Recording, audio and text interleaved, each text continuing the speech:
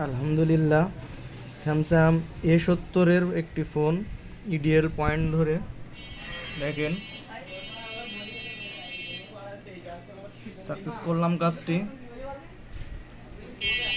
Samsung A70-এর আপনারা এখান থেকে একটুখানি কেটে এখানে ইডিএল পয়েন্টটি রয়েছে, এখানে আপনারা দেখতে পাবেন যে দুইটা পয়েন্ট রয়েছে। এখানে একটি পয়েন্ট আপনারা একটু ঘষে, উপরের পয়েন্টটা ঘষে এখান থেকে লাইনটি বের করে নেবেন। 7350টি আমার এফআরপি কমপ্লিট হয়ে গিয়েছে। এবার ফোনটি আমি অন করে একটু দেখছি।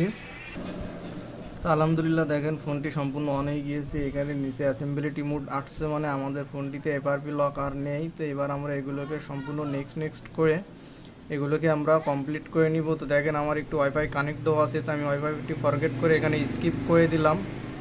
এখান থেকে নেক্সটে ক্লিক করলাম।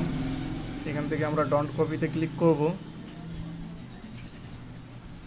তারপর দেখেন এগুলোকে আমরা সব নেক্সট করে দিয়ে স্কিপ এনিওয়ে দিয়ে দিব। বর্তমান কোনো লক দিতে চাচ্ছি না আমি।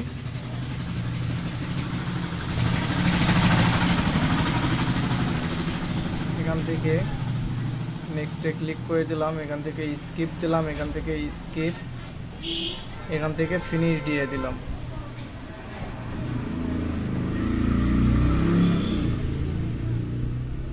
এখান থেকে ওকে দিলাম, এখান থেকে এগ্রিতে ক্লিক করলাম। তো দেখেন এবার এখান থেকে কন্টিনিউ দিলাম। তো আমাদের নিচে হোম বাটনগুলো কিন্তু চলে আসছে। তো এটি অপটিমাইজিং হচ্ছে। এখান থেকে আমি